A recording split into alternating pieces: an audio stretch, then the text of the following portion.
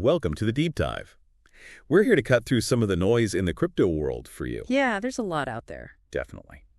Today, we're zeroing in on two specific cryptos that generate a lot of buzz, especially for investors. Yeah. XRP and XLM. Two interesting ones, for sure. Came from a similar place initially, with Jed McCaleb involved in both, but they've gone down pretty different roads. Yeah, exactly. So our mission today is basically to give you a clear picture of what makes XRP and XLM tick, what they're trying to achieve, and importantly, what their potential looks like as investments. We've looked at quite a bit. Analyses, YouTube chats, comparisons, trying to pull it all together. Right.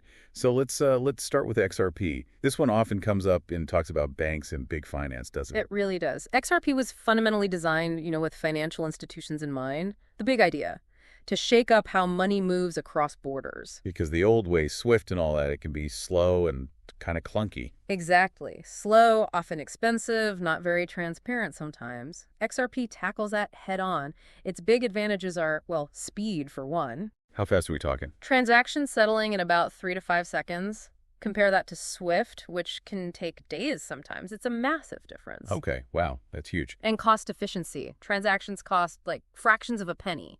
Pennies, basically. Right, and it needs to handle volume too if it's for institutions. Yeah, scalability is key. XRP's ledger can handle around 1,500 transactions per second. Again, compare that to Bitcoin's maybe 7 TPS or Ethereum's, 30 TPS currently. It's built for volume. That speed and cost combo must be appealing. Have institutions actually bitten? Well, that's where the partnerships come in, and this is pretty interesting. Ripple, the company behind XRP, has been very active. We're talking big names, right? Yeah, think Banco Santander, American Express, Standard Chartered. The sources we looked at mention over 300 partnerships in total. 300. Okay, that's significant. That's not just dipping a toe in. No, it suggests real interest and movement towards integration. RippleNet, their network, is being adopted by banks and payment providers. It's not just theory, it's being used. What about the regulatory side? That's always been a shadow over XRP, hasn't it? The SEC lawsuit. It has, absolutely. But there are some signs maybe of a shifting landscape, especially looking at the U.S., potentially a more, let's say, understanding approach under the current administration. Any specifics? Well, one thing mentioned is Ripple's founder being on a key advisory council. It could signal warming relations maybe.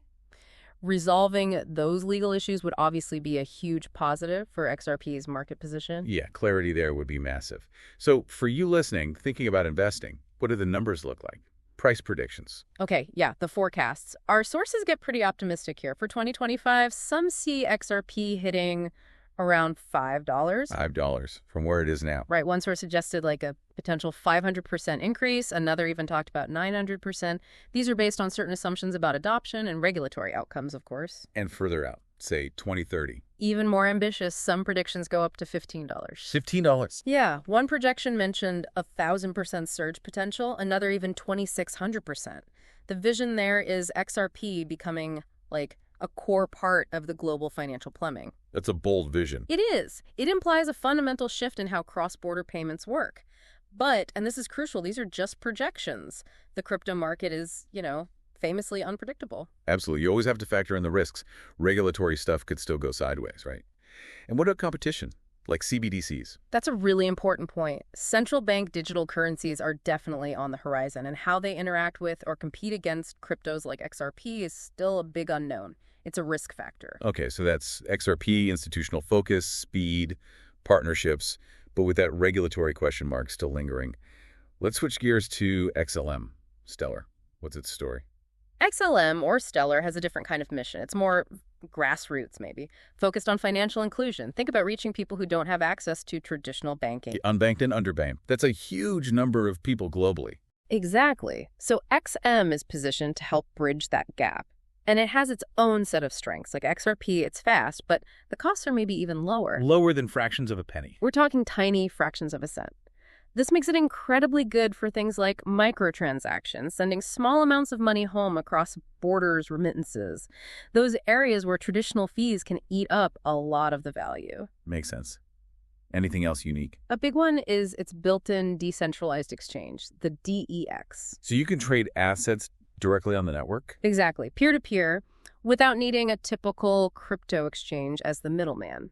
If you're thinking about financial access, especially in developing regions, that direct trading capability can be really powerful. Fewer barriers, potentially lower costs. Okay. And partnerships. Does XLM have those too? It does, but they often reflect that financial inclusion mission. Think organizations like IBM, they collaborated on something called WorldWire, and MoneyGram is another key partner focused on remittances. So partnerships aligned with the core goal. Very much so. Now, price predictions for XLM. They also show potential growth, maybe not always hitting those extreme highs projected for XRP in some scenarios, but still significant. What are we seeing for, say, 2025? Sources varied a bit, but ranges like $1, 50 cents to $2 came up. One mentioned potential 500% growth, another suggested around 300%. And longer term? Looking out further, $1.50 was mentioned again for 2027, with one source noting maybe intensifying FOMO around then. Fear of missing out. Classic crypto. Isn't it just? Then maybe $2.50 by 2028, linked to partnership impact, a 730% surge mentioned there. $3.50 by 2029, driven by innovation on the Stellar network. And by 2030, potentially $5. $5 by 2030. That's a 1,400% growth potential mentioned in one source.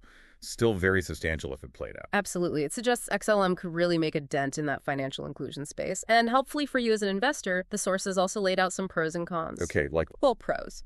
The fast, super low-cost transactions, obviously. The strategic partnerships fitting its mission. And that focus on financial inclusion taps into potentially huge, underserved markets. Makes sense. And the cons? The usual suspects, really. The general volatility of the crypto market that affects everything, and regulatory uncertainty, which is always a factor in crypto. Plus, getting adoption in those unbanked areas must be tough, right? Yeah. Infrastructure, local regulations. Huge challenges. It's not just about having the tech. It's about navigating complex environments on the ground. Yeah. Building trust, ensuring access. It's a long game. Okay, so we have XRP aiming at institutions and XLM aiming at individuals and inclusion. This brings us to the big question for you, the crypto investor listening. Which one, XRP or XLM? Yeah, that's the core of it, isn't it? Our sources tackle this directly. It boils down to understanding that fundamental difference in focus. Right. XRP institutions, cross-border payments, speed, efficiency, big bank partnerships. But that legal cloud, the regulatory risk. Exactly. And XLM.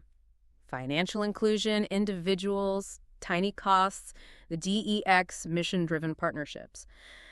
But facing hurdles with widespread adoption and, again, navigating those broader crypto regulations. So the choice might depend on What? your personal investment style. Pretty much. Your risk tolerance, your investment goals. If you're maybe looking for something potentially more integrated into the existing financial system, maybe seeking stability through that adoption, XRP might appeal more despite the legal overhang. Okay. But if you're perhaps more willing to take on risk for potentially high growth in a market focused on social impact and reaching new users, maybe XLM aligns better with that. It's a different kind of bet. So wrapping this up, we've taken a deep dive into XRP's play for the big financial institutions and XLM's mission for global financial inclusion. We looked at their strengths, their potential weaknesses, and some of the price targets floating around based on the sources we reviewed. And it's really important for you to remember this is all based on that analysis. The crypto market is volatile, unpredictable, and carries risk. Nothing we've discussed here is financial advice. You absolutely have to do your own research. Definitely. And maybe a final thought to leave you with as you do that research. Yeah. Considering these two different approaches, XRP fixing the plumbing for the big players, XLM trying to connect everyone else, which problem do you think is more critical to solve for the future of global finance? Interesting question. Streamlining the massive flows between banks or bringing billions into the financial system for the first time? Exactly. And how might your answer to that question influence where you see the long-term value and maybe where you decide to invest? Something to think about. Definitely something to chew on. Keep digging, keep thinking critically. All right. Thanks for joining us on the Deep Dive.